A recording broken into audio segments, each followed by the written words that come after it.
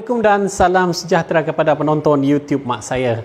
Kali ini kita akan berkongsi satu info menarik tentang kenapa Sabah masih dituntut oleh kerajaan Filipina. Sila saksikan videonya. Status tuntutan kedaulatan Sabah sering dan menjadi topik hangat di media-media tempatan dan antarabangsa. Akan tetapi, adakah tuntutan kerajaan Filipina ini sah di sisi undang-undang antarabangsa? Sabah salah satu negeri di dalam Malaysia terletak di Kepulauan Borneo, iaitu kepulauan terbesar di Asia. Kepulauan Borneo ini adalah satu-satunya pulau yang dibahagikan sepadan-sepadannya kepada 3 buah negara, iaitu Brunei, Malaysia dan Indonesia. Filipina berulang kali memperkatakan bahawa Sabah adalah milik Kesultanan Sulu dan Sabah juga tidak pernah bersetuju untuk menyertai Malaysia. Jadi, video kali ini kita akan melihat kenapa Filipina masih menuntut Sabah sebagai wilayahnya. Teruskan menonton. Sejarah tuntutan. Sabah atau zaman penjajahannya, Borneo Utara pernah menjadi wilayah jajahan Kesultanan Brunei. Pada tahun 1658, Sultan Brunei menyerahkan Sabah kepada Sultan Sulu atas jasa kerajaan tersebut membendung perang saudara yang meletus di Brunei pada ketika itu. Sewaktu zaman kemuncaknya, pada akhir kurun ke-17 hingga ke-18, pengaruh Kesultanan Sulu tersebar luas meliputi wilayah moden Sabah dan selatan Filipina. Pertikaian bermula pada tahun 1878 apabila Kesultanan Sulu menyerahkan kuasa pemerintahan wilayah Sabah yang termasuk dalam Kepulauan Mindanao di Filipina kepada syarikat British North Borneo Company sebagai ganti bayaran tahunan. Soalannya, sama ada Sultan Sulu sudah menyerahkan terus pemerintahan atau sebagai pajakan dalam masa tertentu. Itulah menjadi isu berbangkit sehingga sekarang bagi Filipina.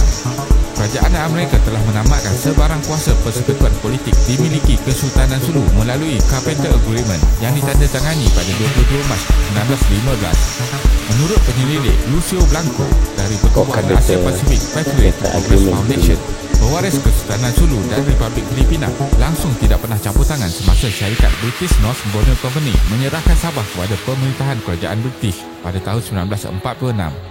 Kemudiannya, kerajaan British menyerahkan kawasan utara Borneo ini kepada Persekutuan Malaysia pada tahun 1963. Kerajaan Malaysia juga menekankan bahawa tiada sebarang paksaan terhadap kawasan tersebut dan penduduk Sabah sendiri mahu menjadi sebahagian daripada Malaysia. Dia ada bagi dengan kerajaan Malaysia lah. Sering dipertikaikan oleh Filipina. Ada Walaupun perjanjian. Filipina seakan sering membangkitkan isu Kesultanan Sulu, Filipina sendiri tidak mengiktiraf keturunan Kesultanan Sulu yang tinggal di Filipina sejak 3 dekad yang lepas. Filipina mula mahu mengambil semula Sabah pada tahun 1963, namun pada tahun 1973 bersetuju untuk menghentikan tuntutan ini. Undang-undang antarabangsa. Terdapat pelbagai cara untuk menguasai sesebuah wilayah di bawah undang-undang antarabangsa, iaitu penaklukan, pemberian dan penyerahan. Penaklukan yang sering dibuat pada zaman dahulu sudah tidak dibenarkan oleh undang-undang antarabangsa apabila piagam UN dikuatkuasakan pada tahun 1945. Sesebuah negara boleh mendapatkan hak kedaulatan sesebuah kawasan lain jika kedaulatan wilayah tersebut dipindahkan atau diserahkan oleh pemiliknya kepada negara yang lain.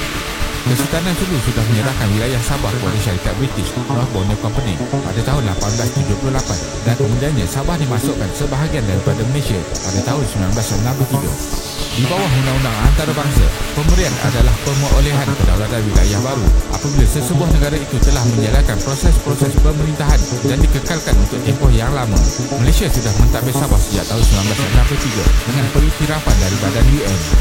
Sabah tidak diambil dengan cara paksaan, akan tetapi melalui perantaraan Hobart Commission. Sabah setuju mahu berada dalam kerajaan Malaysia. Sejak tahun 1963, Malaysia telah membentuk kerajaan untuk mentadbir Sabah, memberi peruntukan untuk ekonomi dan ianya diiktiraf oleh komuniti antarabangsa bahawa Sabah adalah sebahagian daripada Malaysia. Sabah ni memang cantik. Tragedi Lahad Datu. Pada 11 Februari 2013, negara dikejutkan dengan berita di waktu tengah malam bahawa bahagian timur pantai Sabah dicerobohi oleh kumpulan bersenjata. Kumpulan seramai lebih daripada 100 orang dipercayai adalah pengikut kepada Jamal Kiram III yang mengaku dari keturunan Sulu. Kumpulan pertama yang memasuki Malaysia pada 9 Februari dan mereka berkumpul di sebuah kampung di Lahad Datu dalam misi untuk mendapatkan semula Sabah sebagai sebahagian tanah air mereka. Pada 14 Februari, Perdana Menteri Datuk Seri Najib Razak memberitahu kerajaan Malaysia akan berunding secara aman dan menghalau mereka keluar. Namun, pertempuran pertama telah tercetus pada 1 Mac apabila berlaku situasi membalas tembakan antara pasukan keselamatan Malaysia dan penganas Filipina apabila kumpulan dari Filipina ini mula merempuh serangan polis di Kampung Tandur. Peristiwa ini menyebabkan 2 komando polis Malaysia dan 12 mengikut kiram terkorban. Kemudiannya pada 3 Mac, sekumpulan militer Filipina menyerang pihak komando polis yang dapat pergi ke Filipina. 6 polis Malaysia dan 7 penceroboh terkorban. Pada 5 Mac, 3 pesawat Hawk F-18 diarahkan untuk menyerang penganas Filipina dan menghalau mereka keluar. 13 penganas mati. Operasi ini dinamakan sebagai Off Daulat, menyaksikan tentera Malaysia memburu dan menghalau penganas dari rumah ke rumah.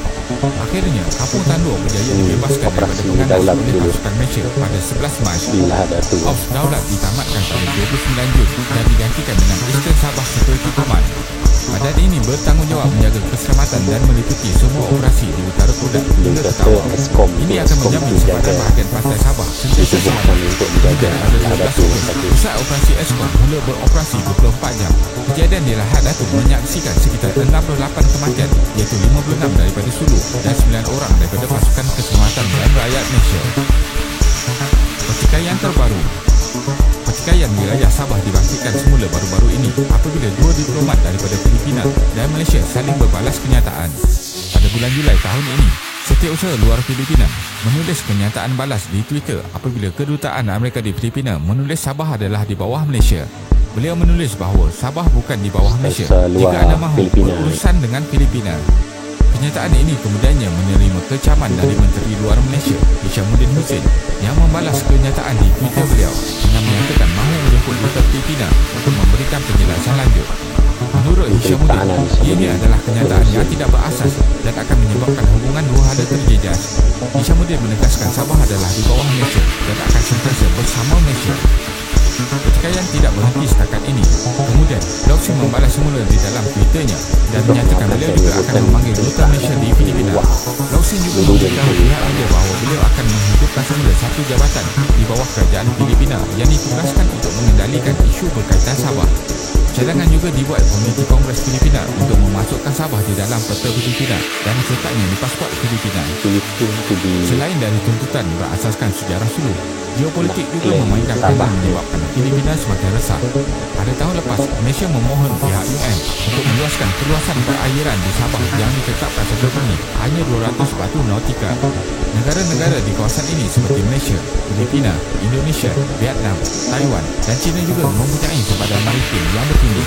Isu berbangkit ini menjadi hangat apabila Beijing mula mahu menguasai perairan Laut Cina Selatan yang mengelilingi negara-negara tersebut.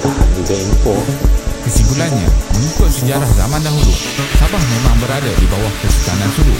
Namun, senario politik di Sabah dan Filipina telah berubah sejak dari penjajahan Sepanyol, British dan Amerika Syarikat di kawasan benua ini.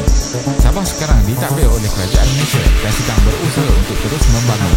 Tidak kira apa tuntutan orang luar terhadap Sabah, komuniti dan badan antarabangsa sudah mengiktiraf Sabah sebagai sebahagian daripada Malaysia dan akan kekal seperti ini.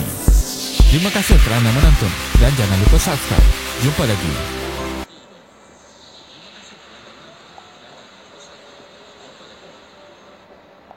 Okey, itulah tadi